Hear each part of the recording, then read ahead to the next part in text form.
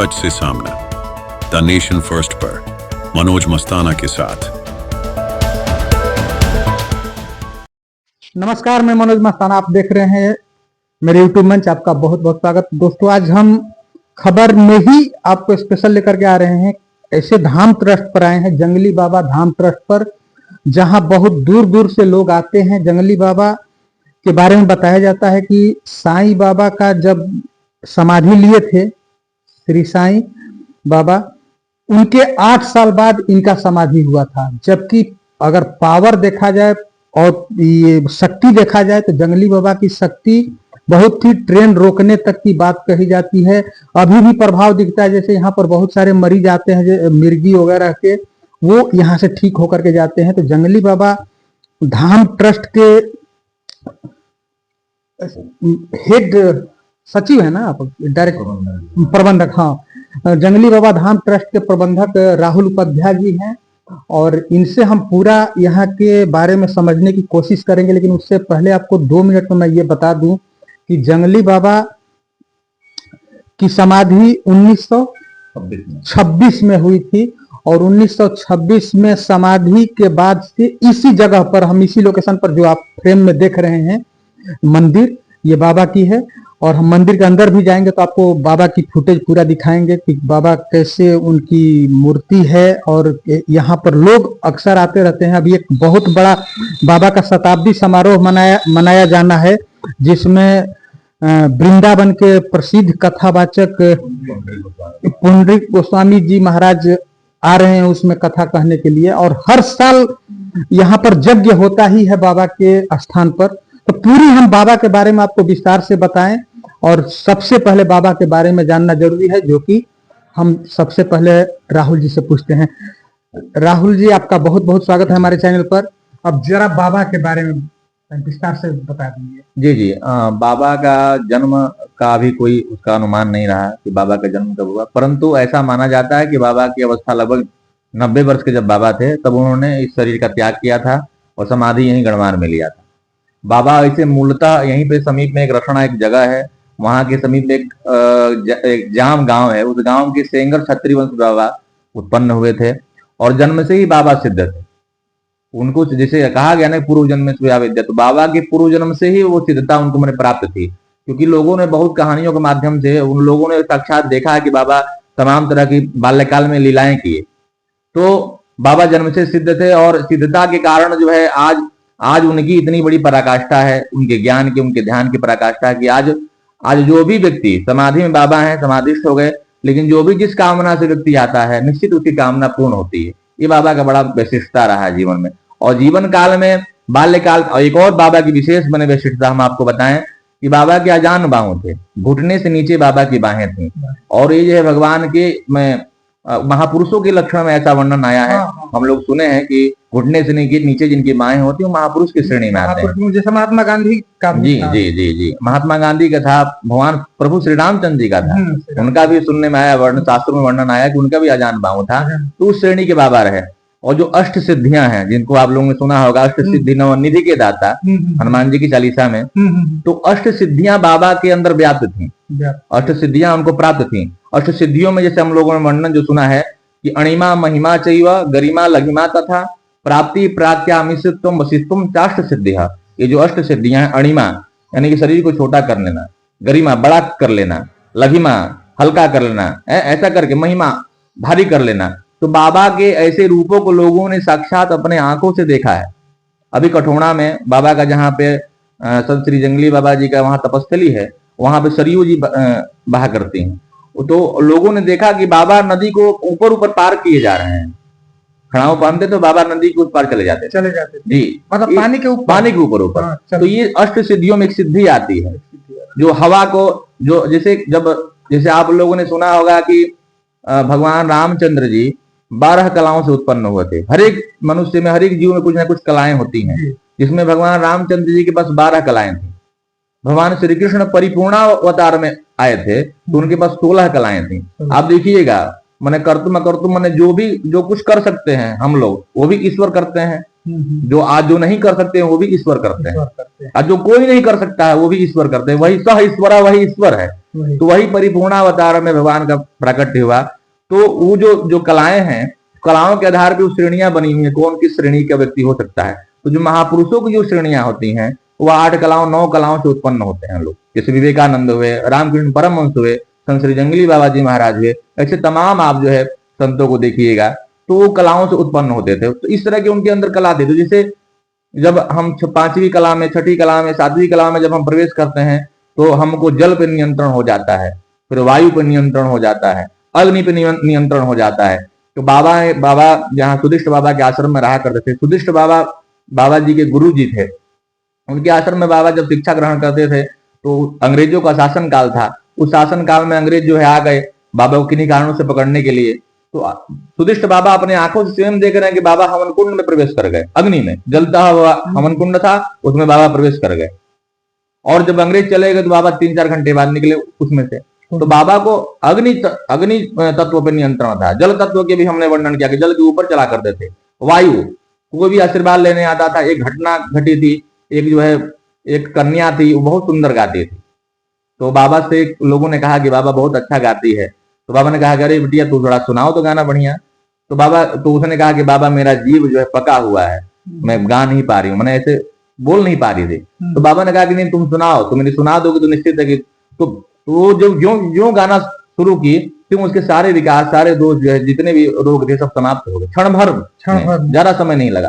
तो बाबा को वायु तत्व पे भी नियंत्रण था। जैसे स्पर्श कर लेते थे बाबा तो उसके रोग की व्याधि जो रोग था उसका शमन हो जाया करता था। ये बाबा का महात्मा रहा है। एक और चीज के बारे में कहा जाता है कि मुख्य तौर पर अभी इधर हम आ रहे थे तो कुछ लोग मिले, उनसे हम चर्चा की तो बता रहे थे कि बाबा समाधि लिए थे तो किसी की वजह से लिए थे। जैसे कि कौन नरेश, हथुआ नरेश के शायद बात कर रहे थे लोग।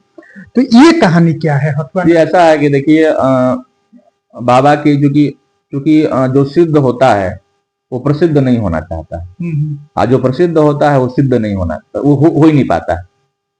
तो बाबा सिद्ध थे। बाबा ने कभी अपने जीवन में कभी भी अपनी प्रसिद्धि को नहीं व्याप्त होने दिया। जब जहां प्रसिद्धि बाबा की बढ़ी वहां से बाबा स्थान छोड़ दिया करते थे। लेकिन क्योंकि प्रसिद्धियां जैसे फूलों के सुगंध है वो तो सर्वत्र व्याप्त है, आप कितना भी उसको रोकेंगे वो उसकी महक तो सर्वत्र बने आ जाएगा ना। हाँ, तो वही था। जब बाबा की जब सिद्धि का जब प्रकाश होने लगा तो यह प्रकाश रानी तक पहुंच गया। हथुआ स्टेट, गोपालगंज जिले में एक हथुआ स्टेट पड़ता है। उस समय राजा रानी के शासन काल रहा करता था। तो हथुआ स्टेट के राजा रानी को यह बात पहुंच गई क्योंकि राजा रानी को वंश नहीं हो रहा था। जो रानी आती थी यहाँ पे, जो रानी ने यह मंदिर जो बनवाया, उनके अपने संतान के साथ तो आती थी परंतु उनको नाती नहीं हो रहा था। जो रानी आती थी उनको नाती नहीं हो रहा था। और बहुत महारानी जो है बहुत दुखी मन से विचार करती थी कि आखिर में हमारा वंश की वजह, क्योंकि इतना बड़ा साम्राज्य था, होगा तो कैसे, इतना साम्राज्य का कौन जो है अधिकारी होगा, कौन इसकी देख रेख करेगा। तो रानी बहुत चिंतित रहा करती थी। तो एक सीवान जिले में एक हरे राम ब्रह्मचारी जी हैं, उनके पास रानी गई क्योंकि शरण, देखिए संतों की ऐसी कृपा रही है ना कि संत यदि चाहे तो अपने तपस्या के बल पे ब्रह्मा की लेखनी को मोड़ सकता है। संत उसके भाग्य में भी यदि नहीं रहेगा तो अपने तपस्या के बल पे संत जो है कई आप उदाहरण देखिए कि जो है कहीं ना कहीं लागू कर दिए हैं, उसके भाग्य को छीन करके और दूसरे में डाल दिए, ऐसा कई वर्णन आया है। तो वो लेखनी को मोड़ने का सामर्थ्य संत रखते हैं। तो हरे राम ब्रह्मचारी जी के यहाँ रानी गई और अपनी वेदना को, अपनी व्यथा को रानी ने कहा। तो रानी ने कहा, तो ब्रह्मचारी जी ने कहा कि देखो ऐसा है रानी कि मेरे अंदर वो सामर्थ्य नहीं जिस कामना से तुम यहाँ आई हो।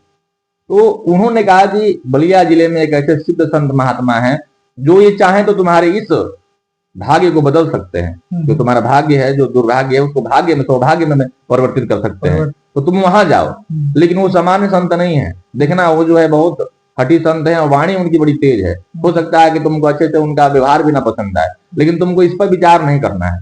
यदि जिस गाली भी दे रहे हो तो तुम उसको बर्दाश्त कर लेना, और यदि ऐसा कर दोगी तो प्रारब्ध का भोग भोगवाएगा और तुमको जो है कहीं ना कहीं उसका लाभ मिलना ही मिलना है। वो ब्रह्मचारी जी उनको समझा दिए रानी को। रानी आई, और रानी क्योंकि बाबा बड़े साधु हैं, उनको तो किसी धन वैभव से आसक्ति नहीं है उनके जीवन में। तो रानी को बड़े लोग बोलने के, अरे भाई तू क्या करे, मैं क्योंकि भोजपुरी भाषा थी, भोजपुरी में बाबा बोला करते थे, तो बोले क्या करे आयल बड़े, या कौन लेकर तुम धैल बटे। लेकिन रानी जो कि जानती थी कि बाबा इसे भगाएंगे, लेकिन हमको भागना नहीं है। निरंतर रानी ने प्रयास किया और आती जाती रही। और एक ऐसा एक समय आया कि बाबा जब शरीर छोड़ने का उनका जब समय आया, तो बाबा ने यहीं पे गणवार में समाधि लिया, और बाबा कहे कि हमारे न रहने के बाद, मेरे शरीर में न रहने के बाद ही तुम्हारे यहाँ संतान होगा। और वो वहां और ऐसी कृपा लोग कहते हैं कि मदंतियां हैं, उनकी कृपा हुई और बाबा 1926 में यहाँ समाधिस्थ हुए, और ठीक 1927 में रानी के यहाँ पुत्र रत्न की प्राप्ति हुई। ये बाबा की कहानी है और वही भक्ति का प्रतीक है। अब देखिए, रानी की भी निष्ठा को मन मानना पड़ेगा, क्योंकि समान है आज के समय में क्या है कि तत्काल प्रभाव से, तत्काल भक्ति से लोग प्रभावित होकर के लोग कहीं जाते हैं, और तत्काल भक्ति कारण यदि वहां कार्य नहीं होता तो वहां चले जाते हैं। लेकिन रानी की निष्ठा को मानना पड़ेगा कि देखिए, इतनी अटूट निष्ठा थी रानी में कि बाबा समाधि ले लिए और रानी मंदिर बनवाना शुरू कर दी, क्योंकि रानी को तो पता नहीं था क्या हुआ क्या नहीं, लेकिन मंदिर जब बन के जो मंदिर पूर्ण हुआ तब तक रानी के यहाँ जो है पुत्र रत्न की प्राप्ति। तो ये निष्ठा, परम निष्ठा थी रानी के अंदर, उसका लाभ मिला, और आज भी लोगों को लाभ मिलता है। आज भी निष्ठा के साथ आप बाबा की समाधि पे आइए बिल्कुल, और निरंतर रही, देखिए ना उसका लाभ मिले जो कि तो ये होता है, ये कृपा है। ये तो मैं खुद देखा हुआ हूँ। यहाँ पर एक बार याद है, हम लोग बाबा की ही एक डॉक्यूमेंट्री फिल्म बना रहे थे। उस फिल्म के दरमियान हमारी रात में तबीयत खराब हो गई, लेकिन बाबा के यहाँ आके प्रणाम किए तो कोई दवा नहीं खाना पड़ा, ऑटोमेटिक ठीक हो गया। निश्चित निश्चित ये कृपा है। और देखिए, कृपा अनुभव का विषय है, और जब आप अनुभव करेंगे तो क्योंकि गुणाती, इसको वर्णना माने शब्दों में हम वर्णन नहीं कर सकते, और अनुभव जो जीवन का हृदय में जो रहता है वो अनुभव है। तो जो व्यक्ति जो यहाँ अनुभव करता है, एक बहुत ही अच्छा, आप कोई भी व्यक्ति, हम तो चाहते हैं हर एक व्यक्ति यहाँ आते हैं, आप वहीं कहीं दूर दूर चले जाइए, लेकिन जितनी शांति इस स्थान में मिलती है, आप भी आए हैं कई बार, बिल्कुल बिल्कुल बिल्कुल, कितना शांति है, क्योंकि बाबा खुद का यहाँ तपस्या है, बाबा खुद यहाँ समाधिस्थ हुए, और रात बिरात कभी भी आप आइए, इतना आनंद यहाँ आता है कि मत पूछिए। तो बहुत दूर दूर से यहाँ लोग आते हैं, अपनी अपनी कामना को जो है मांगते हैं, बाबा उनकी कामना को पूर्ण भी करते हैं। अच्छा, हम आखिर में हम चलेंगे क्योंकि हम लोग का अब ज्यादा समय हो रहा है। यहाँ पर जैसे महाराज जी बताइए कि लोग आते हैं बहुत तरह की बीमारी को लेकर के, और कहते हैं कि प्रभाव होता है, लेकिन स्पेशली मिर्गी के बारे में बताया जाता है, इसकी सच्चाई क्या है? देखिए, इसकी सच्चाई का अर्थ ये है कि देखिए, बाबा के यहाँ तो जिस रोग व्याधि को लेकर व्यक्ति आता है, और आपसे हमने बताया कि बाबा पे जल पे, वायु पे, अग्नि पे नियंत्रण था, तो जिस भी कामना से व्यक्ति आता है वो उसका निश्चित है किसी भी रोग व्याधि को लेकर के आ रहा है, तो उसका संबंध तो होता ही होता है। साथ ही साथ विशेष इसको देखा गया है, क्योंकि ये सच्चाई का अर्थ है कि किन कारणों से होता है, लेकिन विशेष इन सब रोगों में एक विशेष रोग है जिसको मिर्गी हम बोलते हैं। मिर्गी का कोई भी यदि व्याधि वाला रोगी यहाँ यदि आ जाए तो निश्चित है कि उसको लाभ मिल ही जाना है। उसका बाबा के यहाँ जल, जो समाधि का पर जो स्पर्श करा करके उनको जल दिया जाता है, बाबा का बबूत दिया जाता है, और उसका कुछ नियम है, कुछ संयम है। उन नियम संयमों का पालन हम व्यवस्थित ढंग से कर लेते हैं, तो मेरा ऐसा मानना है कि अब तक जितने भी मिर्गी के पेशेंट यहाँ आए हैं, रोगी आए हैं, उसको पूर्ण रूप से लाभ मिला है यहाँ पे। जी हाँ, ये लोग बता रहे थे। और यहाँ पर हम आपसे भी, आप हमारे चैनल के माध्यम से जितने लोग देख रहे हैं सबसे कहना चाहेंगे कि अगर इस तरह की कोई आप अगर प्रॉब्लम फेस कर रहे हैं अपने घर में, अपने मोहल्ले में किसी को देख रहे हैं, तो उनको आप जरूर सजेस्ट करिए। बलिया जिला के गणवार में स्थान है सप्तरी जंगली बाबा धाम मंदिर, जो मंदिर आप लगातार फ्रेम में देख रहे हैं। तो इसी स्थान पर आना है और बाबा के यहाँ प्रार्थना करना है। बाबा के यहाँ से उनके समाधि स्थल पर से जल स्पर्श करा करके भभूत दिया जाता है, और कुछ यहाँ पर लगता नहीं है, निश्चित तौर पर समाधान होता है।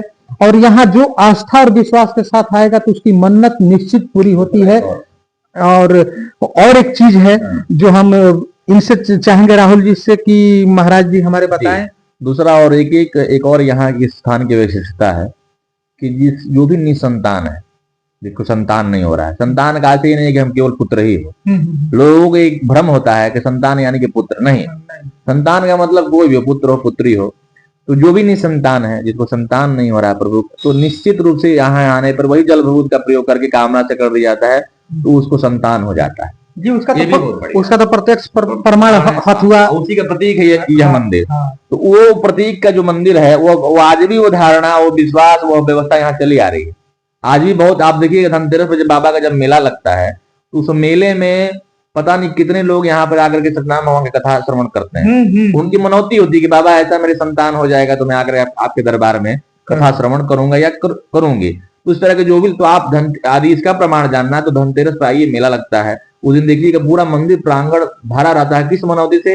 ये आपकी मिर्गी है निसंतान, जिसको संतान नहीं हो रहा, संतान हो जाता है, या बहुत विशेष कामनाएं होती हैं, उन कामनाओं की पूर्णता के लिए यहाँ हम तो कई बार आए भी हैं, हम कई बार आए। दूसरा एक और इस चैनल के माध्यम से एक अपील मैं करूंगा कि अभी आपने प्रथम बार ही जो कहा कि शिरडी साईं बाबा का जो समाधि हुआ 1918 में हुआ, और संत श्री जंगली बाबा जी की समाधि 1926 में हुई।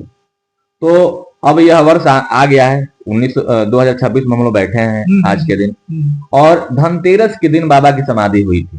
तो जब धनतेरस जो तिथि आएगी उस दिन बाबा का 100 वर्ष पूर्ण हो जाएगा। तो उस अवसर पे यहाँ पे बहुत ही बड़ा यज्ञ का आयोजन किया जा रहा है, बहुत विशाल यज्ञ का आयोजन।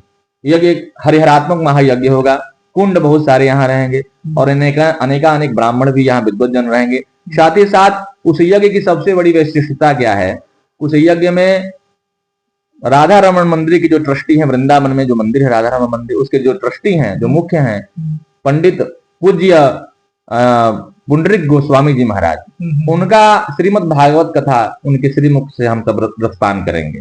हाँ, और बहुत ही अद्भुत आनंद आने वाला है। और यज्ञ का जो डेट है वह डेट है 28 अक्टूबर 2026 से लेकर के 7 नवंबर 2026 तक। यह जो 11 दिवसीय यज्ञ होगा, और अनेक यहाँ इस सिद्ध महात्मा आने वाले हैं।